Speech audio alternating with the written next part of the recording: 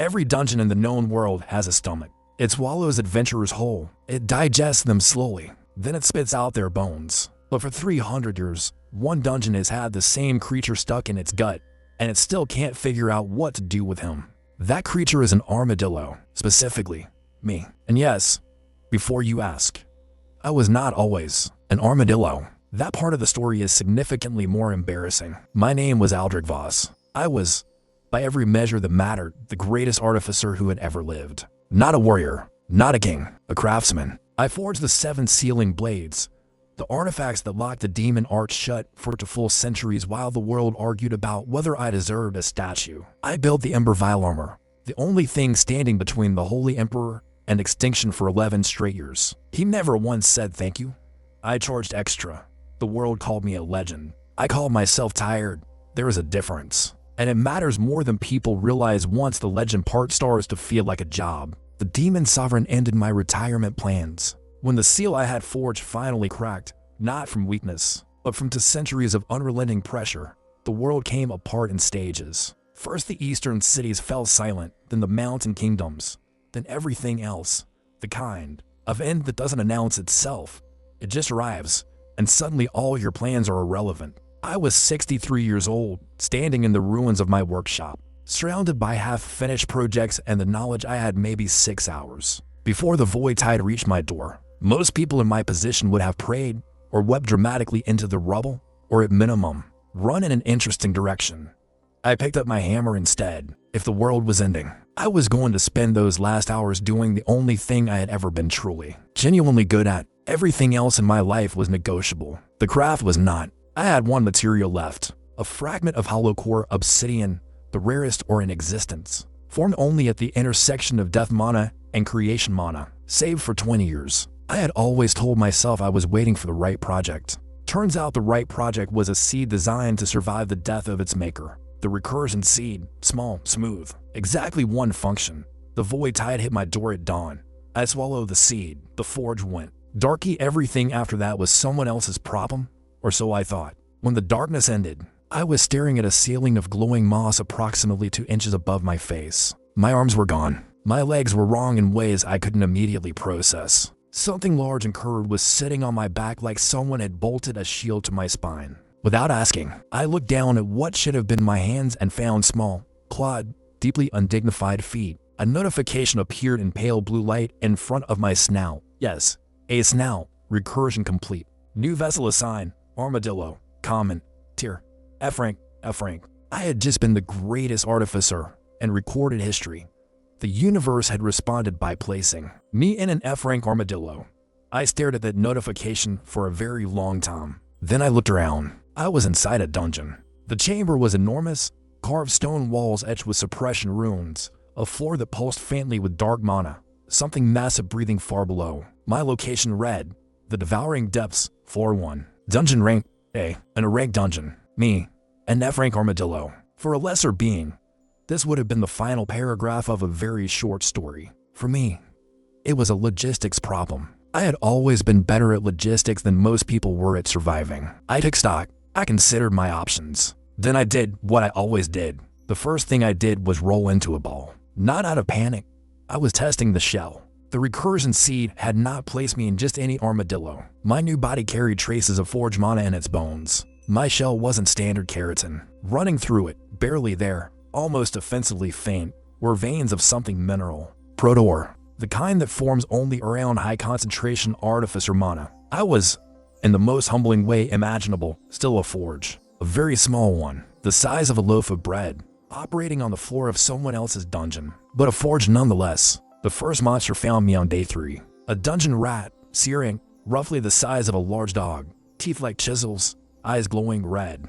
It looked at me like I was lunch. Technically, it was correct. Under normal circumstances, an F-rank armadillo would have been consumed in under 10 seconds. But when it bit down on my shell, something neither of us expected happened. My protor shell absorbed the impact, and a tiny pulse of forge mana discharged directly into the rat's jaw. The rat made a sound like a very surprised kettle and ran away at considerable speed. Shell absorption, passive, physical impacts convert to forge mana charge. I looked at the dungeon around me and realized something important. This dungeon was made of materials stone, metal, monocrystal, ancient ore deposits, everything a forge needed, and more of it than I had ever had access to in a single location. The dungeon had swallowed me expecting a meal. What it got instead was a craftsman who had just found the largest workshop of his entire life. I flexed my ridiculous claws. Then I got to work.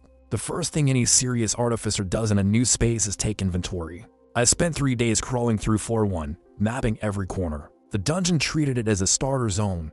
Weak monsters, basic traps, suppression runes that hadn't been updated in what smelled like a century. The dungeon wasn't paying attention to floor 1. That was its first mistake.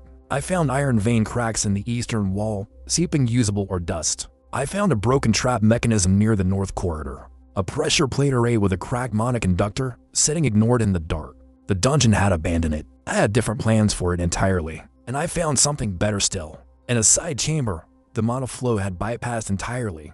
A stagnant monopool small, unguarded, the kind of place a dungeon forgets it owns. For a monster, a stagnant pool is useless. For an artificer, it was a starter kit. I rolled into the center of it and sat for 6 hours, letting my shell drink, letting the proto veins pulse. My forge mana capacity had increased F-plus. I had moved from F to F+ in 6 hours as an armadillo in a forgotten side room. I chose to be proud of this. In my previous life, I had once forged a weapon that redirected a river and split a mountain range in two. I chose not to make that comparison.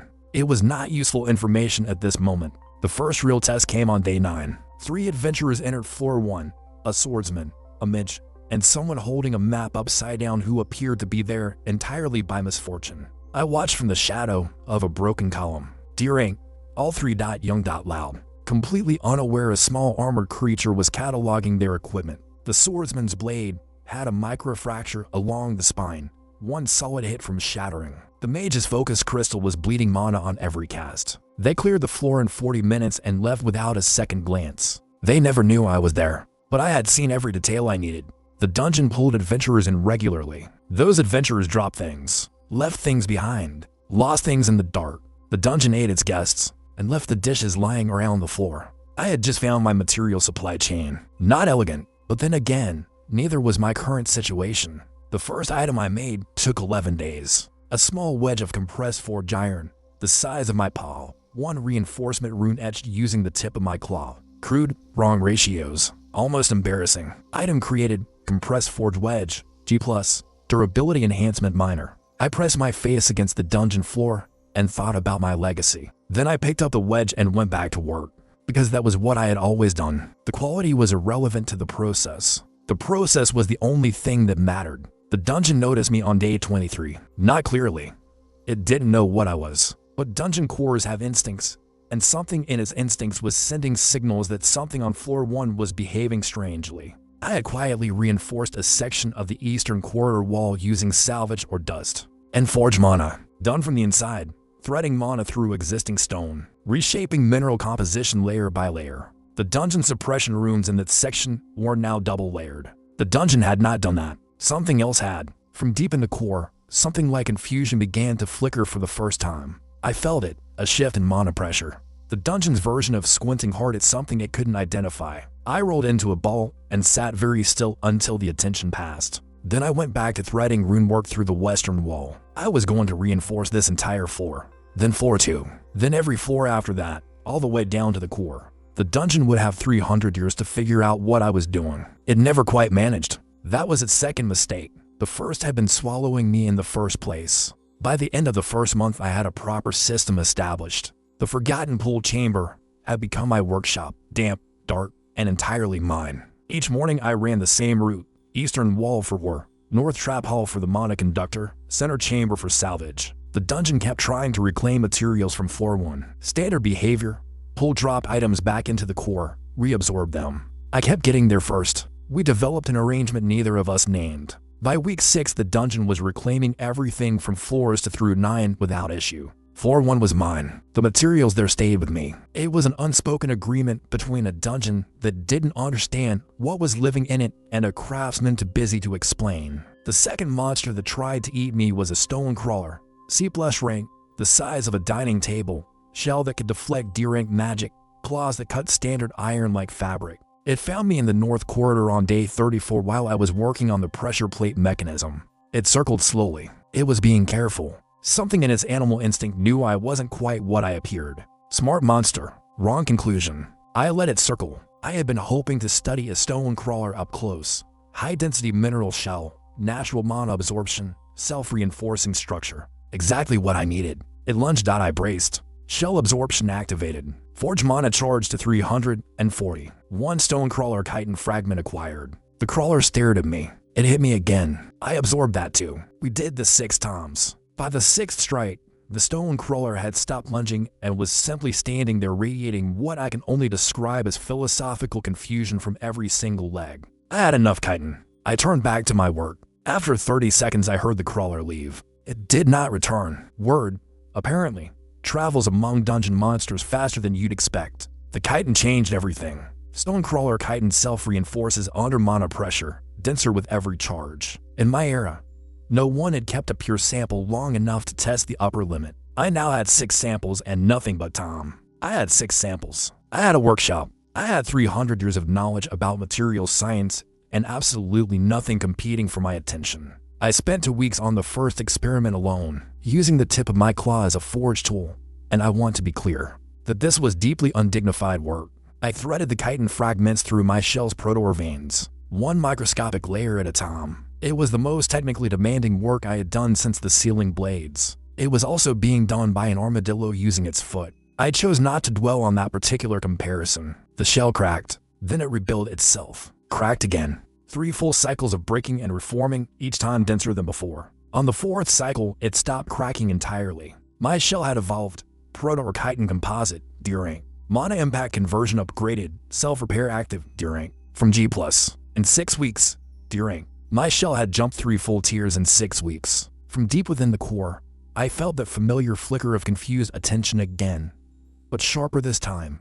More focused, harder to ignore. The dungeon was beginning to understand that something on floor 1 was not behaving the way floor inhabitants were supposed to behave. I sat very still until it stopped looking. Then I looked down at my new shell and allowed myself exactly one moment of something that felt close to real satisfaction. D-rank. From G+.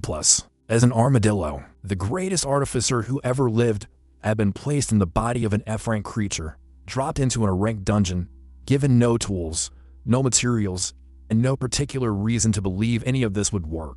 And I had built a D-rank composite shell from dungeon floor scraps, and the claws nature had assigned me, using methods I was improvising in real time, in a body that was objectively ridiculous. I thought about the dungeon core somewhere far below, increasingly baffled by what it had swallowed and could not seem to get rid of. I thought about every floor below this one, full of materials I hadn't cataloged yet, processes I hadn't tested, structures I hadn't touched. I flexed my small claws. I checked my forge mana levels. I listened to the distant sound of the dungeon's heart beating far below, slow and ancient and completely unprepared for what was coming for it. The dungeon had swallowed me 300 years ago expecting an easy meal. It was still waiting to digest me. It was going to keep waiting. I had a lot of floors left to work through. Drop a comment below.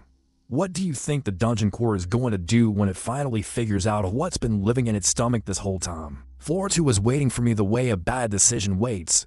Dark, patient, and worse than floor 1 on every metric I cared about. The walls were a different stone, denser, older. Mineral veins running through them that my shell could feel 3 feet. Before I crossed the threshold, the moment I stepped onto floor 2, the ambient mana changed. Heavier, more compressed. The kind of pressure that told artificers there were serious ore deposits nearby. In my previous life, I had paid fortunes to find deposits half this rich. Now they were walls. I was standing inside them. An armadillo. I chose not to dwell on it. The dungeon was not pleased. I felt the core's attention sharpen immediately. A pulse pressing down from above, like a hand trying to locate something it could feel but not see. It sent to stone crawlers, larger than the floor 1 variant, moving in coordinated formation. Coordination below B rank was unusual. This dungeon was smarter than most. I rolled into a ball and took both hits simultaneously. The double impact rattled my vision, but the composite shell held. Forge mana charged to 890 for material samples acquired. I uncurled and watched both crawlers circle me at a careful distance. I needed them to keep hitting me. I flexed my shell and waited, radiating the energy of something undamaged. The larger one charged, then the second from the left. I absorbed both without moving. By the fourth round, neither crawler was attacking anymore. They were watching. Good enough. A skill upgrade registered. Shell absorption, tier 2. Dual impact bonus now active. My old master said the best tools improve from being used hard. He meant hammers. The principle applied more broadly. The larger crawler had dark mana crystallization in its shell. A variant absent on floor 1. Artificers in my era theorized about dark mana chitin for decades. Without isolating a sample, I extracted for fragments and moved on. Dark mana materials were unstable under standard forge processes. I was not a standard forge process. I had time to work it out. Floor to split into 4 zones. A crystal cavern, a flooded chamber, a lava-adjacent heat zone, and a 4th area smelling of very old death. I filed the last one under later. The crystal cavern had resonance quartz growing from the walls. Resonance quartz amplifies whatever mana frequency contacts it. In my old life, 1 gram cost a city's annual revenue. Here it grew from dungeon walls, unprocessed, completely wasted on ambience. I sat in the middle of it and tried to breathe. My forge mana absorption rate had increased by 340%. My reserves doubled in the first hour from proximity alone. The crystals amplified everything my shell absorbed from the environment. A dry sponge dropped into a very fast river. A family of C-rank shard beetles lived there. They stopped attacking after day 2 and settled onto ledges to watch me work with the focused look of creatures categorizing something new. I spent 3 days mapping crystal veins, identifying 14 resonance frequencies, and threading forge mana through the largest formation to alter its internal mineral structure from within, not to harvest it, to improve it. Good materials deserve improvement. The quartz was already extraordinary. I intended to make it something that word didn't quite cover anymore. The dungeon's attention hit the cavern on day 2 like a fist through water, heavy, probing. Disturbed by mana signatures it was detecting inside its own mineral deposits. Then it pulled back. Forge mana doesn't read as hostile the way attack magic does. The alterations looked like natural evolution to anything that wasn't an artificer. The dungeon couldn't classify what had changed. If the dungeon couldn't identify my work as a threat, it would hesitate to act. That was the gap. I filed it carefully and moved to the flooded chamber, a large underground lake, to C-rank eels. Iron silt at the bottom, the kind that forms over centuries when iron-rich mana sediment settles in still water, each grain tiny on its own. Together, the most refined natural iron I had ever sensed. Getting there required entering the water. Armadillos, I discovered, can swim. They swallow air, inflate their stomachs, and paddle. I learned this by falling in. I adapted quickly. As always, the eel struck twice before I reached the bottom. Both times the shell absorbed the impact. By the time I reached the silt deposit, I had enough forge mana to begin processing immediately. For hours at the bottom of a dungeon lake, using forge mana pulses to compress silt grains into dense nodules. I surfaced for air when necessary. The eel stopped attacking after the 2nd hour. 12 compressed iron silt nodules processed. Tier C rank, purity 94%. 94%.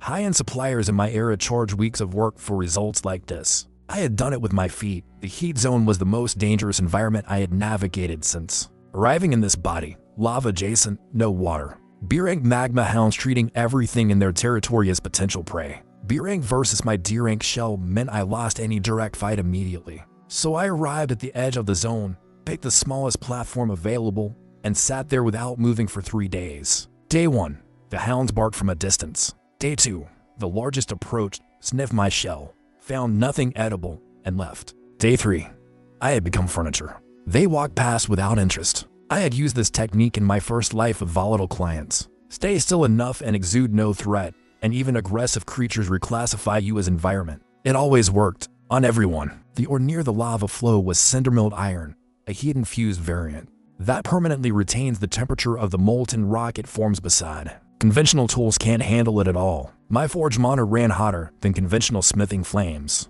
Cindermill wasn't a problem, it was an ingredient. I collected 8 fragments while the hounds ignored me and lava glowed below. 8 cinder-milled iron fragments acquired, tier C+, with permanent heat retention properties. Dark chitin, iron silt, cindermill. 3 materials starting to suggest the outline of something worth building. The 4th zone, smelling of very old death. I left entirely alone. Whatever was generating that mana signature was a rank at minimum. Filed under do not approach yet and moved on immediately. By week 8, floor 2 was mapped completely. 3 material sets acquired and processed. My forge mana reservoir was running at 4 times its week 1 capacity, and I had a companion I hadn't planned for. The shard beetle had started following me. Not hunting, not territorial, just following 15 feet back, watching everything I did with the attention of something trying to understand something new. I named it Gerald 3. The pipe in my workshop was Gerald 2. There was a brief naming conflict I resolved by deciding Gerald to add seniority. Gerald 3 accepted this without protest.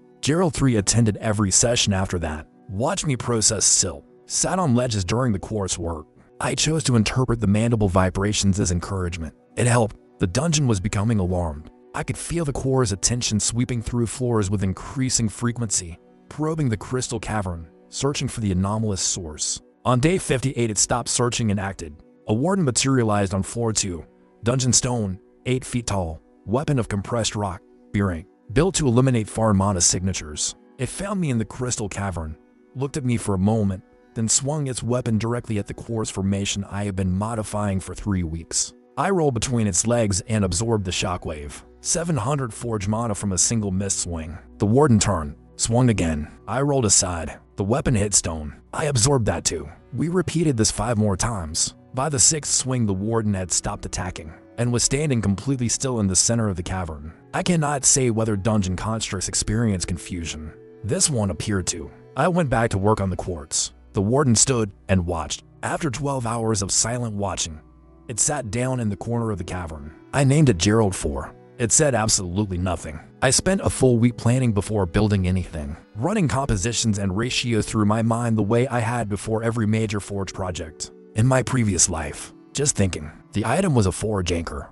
a paw-sized device that embeds in a surface and creates a stable microforge environment. In a 30-meter radius around it, a workshop compressed to a point in stone, with a network of forge anchors across multiple floors. I could reach through the entire dungeon, reshape architecture from inside its own walls. Invisible to unremovable, indistinguishable from stone. It took 11 days to build. Every material from floor 2, every technique from the previous 2 months, compressed into one object. Ugly by professional standards. Uneven surface. Suboptimal mana flow. Item created. Forge anchor prototype. Tier C rank. Remote material processing. Range 30 meters. C rank. 30 meters. Gerald 3 vibrated its mandibles loudly at the finished item. I pressed the anchor into the cavern wall. It sank into the stone and disappeared completely. The nearest quartz formation hummed once, low, resonant, a note that traveled through the entire floor. From 200 floors below, the dungeon core reacted, not with the confused probing attention of before.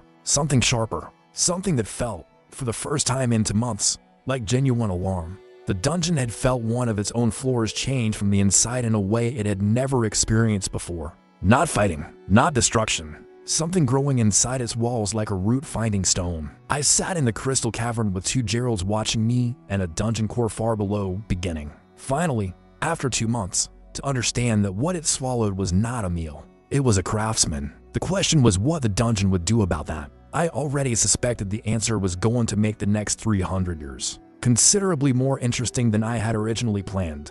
Drop a comment. Do you think the dungeon is going to try to eject him? Or eventually make a deal? The dungeon made its first real mistake on day 61, not sending the warden. That was confusion. Day 61 was when it tried to collapse floor 2 entirely. With me still inside it, I felt the structural mana shift before the ceiling moved. 300 years of artificer instinct doesn't disappear just because you're currently the size of a loaf of bread. I had approximately 4 seconds. I used 2 of them to grab Gerald 3, pressed the forge anchor activation rune on the cavern wall, and rolled into the tightest ball my shell allowed. The ceiling came down. The quartz formation I had spent 3 weeks upgrading detonated the collapse force outward, exactly as I had quietly designed it to do, just in case. The cavern didn't collapse. It restructured. When the dust settled, the crystal formation was 3 times larger, and the walls were denser than before the dungeon tried to destroy them. Gerald 3 was sitting on my shell, vibrating its mandibles at a frequency I associated with something between deep admiration and personal offense at the general nature of the universe. Gerald 4, the dungeon's own warden, was standing in the corner of the newly restructured cavern looking at the walls, with an expression I could only describe as professionally embarrassed. From the core below, I felt the dungeon's attention hit floor 2 and go completely still. Not probing, not aggressive. The stillness of something trying to understand what had just happened. What had happened was this.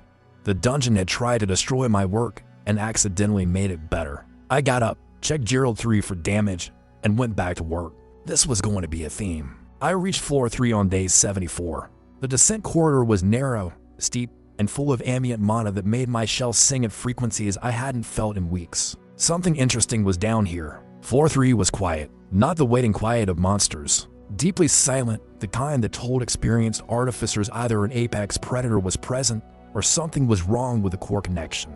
I stood at the entrance listening. Gerald 3 settled onto my back. Gerald moved to the corridor wall and scanned the floor with a flat, methodical attention of a purpose-built construct. The floor was dominated by a single creature. I felt it before I saw it, a massive mana signature in the center like a stone drop in still water, sending slow ripples through everything around it. A dungeon sovereign. C rank, but only technically. Sovereigns are apex predators that have lived in one location so long they begin to merge with the dungeon itself. This one had been here for decades. The stone around its chamber had absorbed its mana signature, until the two were nearly indistinguishable. It wasn't just a monster anymore. It was architecture. This changed my approach considerably. Attacking it was not an option. My shell was D rank. The Sovereign was effectively C rank merged with several tons of dungeon stone. I had a shard beetle and a warden with existential confusion for backup. What I had instead was something more useful. The Sovereign's full material composition mapped from 50 feet away. Because Forge Mana reads mineral structures the way most people read expressions, the Sovereign's outer shell contains something I had not encountered before. Ancient dungeon calcite, a mineral that forms only when a creature spends centuries in direct contact with a dungeon's mana. In my era, ancient dungeon calcite was theoretical. Artificers knew it should exist. No one had ever held a sample because no one had gotten close to a dungeon sovereign long enough to survive. I had no intention of surviving that way either. I had a different plan. I sat down at 50 feet from the Sovereign's chamber entrance and began working on the floor around me instead. The forge anchor already embedded in floor 2 was operational above me. A faint, steady pulse through the stone like a second heartbeat. It was time to extend the network one floor further down. I placed a second anchor in the floor 3 entrance corridor, a third near the south wall, a fourth at the edge of the Sovereign's territory, identified by where its mana became too dense to cross safely. For anchors in a rough square around the Sovereign's territory, 3 days of careful movement, keeping Gerald for position between myself and any direction. The Sovereign might decide to investigate, then I activated the network, all for simultaneously. Linked through a mana circuit I had been constructing in my head for a week and running through my shell's forge mana pathways in real time. The network activated, for linked nodes, tier C rank. Range extended to 120 meters. A new function had unlocked, mana circulation mapping. Mana circulation mapping.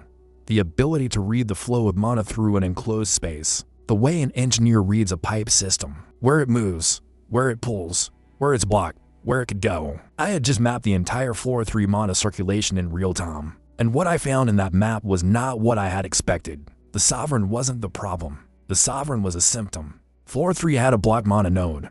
Deep in the east wall, buried under the centuries of mineral accumulation, a primary circulation channel had silted up and stopped flowing entirely. The Sovereign had settled here because the block node created extremely dense mana, ideal hunting territory. But the blockage was also starving all the floors above it for 200 years. Floor 2 stagnant pool, floor 1's port or deposits. All of it traced back to this single block channel in the east wall of floor 3. I sat with that information for a long time. If I cleared that node, mana circulation would restore across all 3 floors simultaneously. My workshop reservoir would increase. Material quality would improve. Everything above me would get better. It would also send a pulse of restored mana through the dungeon's entire system that the core would feel immediately. I would be announcing my location and capabilities in one unmistakable action. I thought about this for approximately 30 seconds. Then I started walking toward the east wall. I had never been good at hiding. I was very good at being impossible to remove once I committed.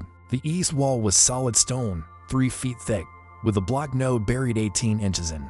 The forge anchor network gave me the exact location, a cluster of calcified deposits in the rock. I placed my paw against the wall and began feeding forge mana into the stone in slow, precise pulses. Not to break it, to dissolve the calcification selectively without damaging the material around it. Gerald 3 climbed up and pressed its shell against the stone beside me. Whatever a shard beetle senses through solid rock, it was paying very close attention to what I was doing. So was Gerald 4? Gerald had positioned itself between me and the corridor toward the Sovereign's chamber, a move I had not requested. The warden had simply assessed the situation and moved to the most useful position. I chose not to examine what it meant that a construct built to destroy my work had decided to guard me instead. Today's problem was 18 inches of calcified mineral. The other problem could wait. It took 6 hours. The calcification was dense and irregular, centuries of accumulation, each layer slightly different, requiring a different approach. I adapted the process layer by layer without stopping. 3 hours in, the Sovereign stirred. A massive shift of weight from the resting chamber, a slow pulse of territorial mana rolling outward like a wave. Gerald went rigid. Gerald 3 froze on the wall. I kept working. If the Sovereign came out, I would deal with it then. The block node was 18 inches of calcified mineral. I was 6 hours in. Stopping was not a consideration I was willing to make. The Sovereign settled back down. The pulse faded. Gerald relaxed by approximately 3%, which I was beginning to understand was the maximum relaxation available to a dungeon warden's architecture. The final layer of calcification dissolved at R6. For 1 second, nothing happened. Then the mana node opened, and floor 3 erupted with sound for the first time into centuries. Mana that had been damned for 200 years moved through the channel fast, loud, and absolutely impossible to mistake for anything other than a fundamental change in the dungeon's circulation. The Sovereign came out of its chamber, the full weight of a creature that had spent decades becoming part of the dungeon floor, moving with a slow certainty of something that had never once needed to hurry. It was enormous. Shell layered with ancient dungeon calcite glowing faintly with the restored mana flowing through it for the first time in the centuries. It looked at me for a very long time. I looked back, an armadillo the size of a loaf of bread, standing next to a warden and a shard beetle. With my paw still against the wall, I had just fundamentally altered. Neither of us moved first. The Sovereign lowered its head, not aggressively, the way a very large, very old creature lowers its head when trying to understand what exactly it is looking at and whether it should be concerned. A new bond had formed with the dungeon Sovereign of floor 3. Ancient dungeon calcite was now available for collection within 72 hours. A bond, not from combat, not from absorption. A bond that forms when one creature does something significant enough that another's mana signature registers it as genuinely meaningful, unexpected. I had fixed the dungeon circulation problem. The Sovereign had felt its territory improve after centuries of stagnation, and had apparently decided I was responsible for that improvement. It was correct. It turned and went back into its chamber. I stood very still for a while afterward. Gerald 3 vibrated its mandibles softly. Gerald 4's posture shifted into something resembling quiet relief. From the core below, I felt something I had not felt before. Not alarm, not probing, something slower, more deliberate. The dungeon was thinking, actually thinking, about what I had just done. I had been in this dungeon for 76 days. I had reinforced floor 1, upgraded its crystal deposits, cleared a 2-century blockage in floor 3, and inadvertently befriended its apex predator. I had not once attempted to leave. This was significant. Every other creature here had either died going deeper or fought back to the surface. I had done neither. I was going deeper on purpose. That night, the dungeon sent me a message. Not words. Dungeons don't use words. A mana pulse, a specific frequency from the core, traveling up directly to where I sat in the corridor. The frequency said, in the language of raw mana pressure, I know you are here. I know what you have done. I am still deciding what to do about it. I sat with that for a long time. Then I sent a pulse back, a narrow beam of forged mana shaped into the communication frequencies I had used in my first life when dealing with mana-sensitive clients. My pulse said, I know you know. I am not leaving. I am going to keep improving your floors. You can fight this or let it happen. One of those options benefits both of us far more than the other. There was a long silence. Gerald 3 sat on my back. Gerald 4 stood in the corridor. The Sovereign breathed slowly. Restored mana flowed through floor 3 for the first time into centuries. Then the dungeon sent another pulse. Dungeon cores lack words for concepts they have never needed. After several minutes, I translated it as best I could. The closest equivalent was, fine, don't touch floor 4. I looked in the direction of floor 4. I thought about the chamber that smelled like very old death. The rank mana signature I had noted on day 40 and filed carefully under do not approach yet. I sent one final pulse back. It said, agreed. For now. Give me 72 hours with the Sovereign's calcite.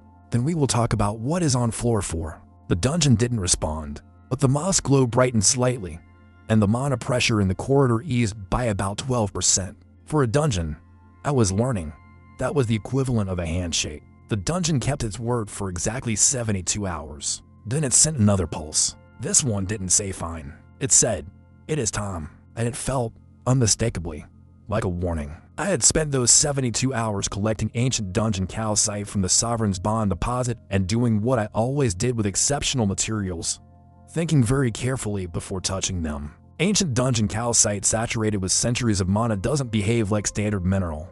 It doesn't just hold mana, it remembers it. Every frequency the Sovereign had ever produced was stored inside. The material was a complete record of a creature's entire mana history, compressed into stone. I had never worked with anything like it. I had also never wanted anything more in either of my lives. I spent 48 hours just reading the calcite, not forging, not processing. Reading, running forge mana through it in thin diagnostic threads the way a careful doctor reads a patient's full history. What I found inside was not what I expected, the Sovereign's mana. History was there, but beneath it, older than the Sovereign, was something else, something that predated the dungeon itself. The calcite had been here before the dungeon. The dungeon had grown around a pre-existing deposit, which meant the calcite was older than the dungeon itself. I held that information very carefully for a while. On R71, I built the item I had been planning since the moment I identified the material's properties. A memory lens, a small disk of processed calcite that records and replays mana frequencies. Item created, memory lens, tier B rank. Function, mana frequency recording and playback. My first B rank item in this life. B-rank. My first B rank item in this body. From G+ to B rank in 76 days as an armadillo. Gerald 3 made a sound I could only interpret as something close to reverence. I understood the feeling. The dungeon's pulse arrived on R72 exactly. I picked up Gerald 3, nodded at Gerald 4, and started down toward floor 4. The smell reached me well before the floor did. Very old death, not decay. Decay is recent. This was the smell of something dead long enough for the death to become a material property of the surrounding stone. Old enough to be geological. Floor 4 had no moss glow. The light came from the walls themselves, a faint, cold luminescence the color of old bone, steady and sourceless and deeply uncomfortable to stand in for any length of time. The dungeon's mana pressure on floor 4 was different, heavier, more deliberate, the kind of pressure that didn't just fill a space but organized it, arranged it around something specific at the center. I could feel it from the entrance corridor without activating my forge mana at all. A mana signature so large and so old that it registered less like a creature and more like a feature of the landscape itself. Gerald first stopped at the corridor entrance, a dungeon warden built for combat that had followed me through 3 floors of increasingly dangerous territory, and it stopped at the threshold of floor 4. I looked at Gerald 4. Gerald 4 looked at floor 4. After a long moment it turned and looked at me with the flat expression of a construct communicating something it didn't have language to express. I understood. Whatever was on floor 4 was outside Gerald 4's operational parameters. Something the dungeon itself had decided to contain rather than control. That distinction mattered considerably. Gerald 3 tightened its legs around my shell slightly. I patted it once, not a gesture armadillos were built for, but it seemed to communicate the meaning. Then I walked forward. The center of floor 4 was a chamber that had not been carved. It had grown, walls forming around what was inside over what my forge mana estimated at between 500 and 1,000 years. The thing inside was an ossified architect. I knew what it was the moment my forge mana touched its material's signature. I stood very still for a long time after knowing, because knowing changed everything. Ossified architects were the original builders of dungeons, not monsters, not creatures. The entities that had existed before dungeons became self-maintaining. The ones who designed the original architecture when a dungeon became self-sufficient. Its architects were supposed to dissolve back into the mana stream. Most did. Occasionally one couldn't, or became something the dissolution process couldn't complete. This one had been sitting in floor 4 for between 500 and 1,000 years, slowly turning to stone from the outside and while remaining, somehow, impossibly, alive at the core. It was the size of a small building. It no longer had a recognizable shape. It was pure geometry. Sharp angles and curved planes that absorbed light in ways that made the eyes slide away from it. Its mana signature was a ring, but that rating was designed for creatures that moved and acted in real time. This thing moved on a time scale measured in centuries. The rating felt profoundly inadequate. I pressed my forge mana diagnostic threads against its outer surface very carefully, the way you press your hand against a wall to feel if there's heat on the other side. Before opening the door, what I felt was not heat. What I felt was awareness. Old, slow, immense awareness, accumulated for 5 centuries in a space with nothing else to do but become steadily, comprehensively more aware. It had known I was there since I crossed the threshold. It had been waiting, in the way things which measure time in centuries wait, with a patience that made my 76 days feel like a single breath. A monopulse came from inside the stone, not the dungeon's frequency. I knew that one now. This was different, older, more complex. Like comparing a single note to a full chord played very slowly. The pulse took 3 full minutes to decode. Dungeon cores use simple pressure differentials. This was layered frequencies, each carrying different meanings simultaneously, like reading several books at once. When I finally decoded it, the message was, "You are the first thing in 400 years that came to this floor and did not immediately attempt to either flee or destroy what you found here." Why? I sat on the floor of floor 4 in the bone-colored light and thought about the question for a long time. Then I shaped my forge mana into the most complex communication pulse I had ever attempted. My answer was, because I am an artificer. Destruction is not interesting. What you are made of is interesting. What you have done in here for 500 years is interesting. What you know is interesting. A long silence, long by my standards, which had been recalibrating since I arrived in a dungeon and discovered that time moved differently when you were the only thing in a room without centuries to spare. Then the architect sent a second pulse, less a question, more an assessment. It was reading me the way I had read the calcite, running diagnostic frequencies through my forge mana to understand what I was.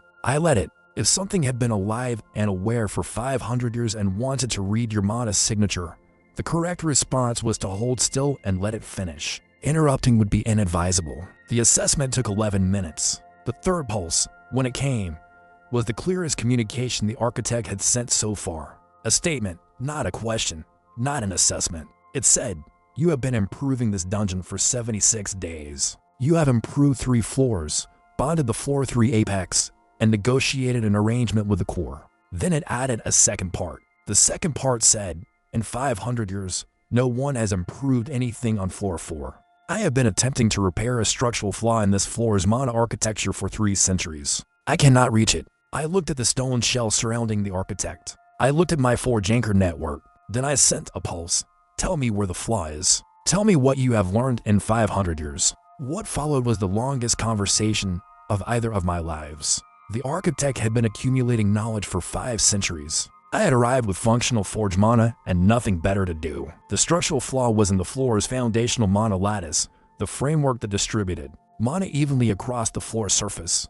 A crack, centuries old, slowly causing the floor to lose mana coherence. Without mana coherence, floor 4 would eventually go inert. The bone-colored light would fade. Everything on the floor, including the architect, would lose its mana anchor and cease to exist. The crack was 12 feet outside the reach of the architect's stone shell. 12 feet, 300 years, 12 feet. I did not say anything about this. Some facts don't benefit from commentary. I placed a forge anchor in the floor of floor 4, then another, then a third, positioned precisely according to the coordinates the architect had spent 3 centuries mapping down to the millimeter. The network updated, floor from node added, mana circulation mapping extended, structural anomaly detected, a foundational lattice fracture, repair viable, repair viable. Towards the architect had been waiting 3 centuries to receive. I felt its mana signature shift when the notification appeared, a slow, enormous pulse that felt like relief. The repair took for days. The foundational lattice was 3 centuries damaged and every repair triggered cascading microfractures,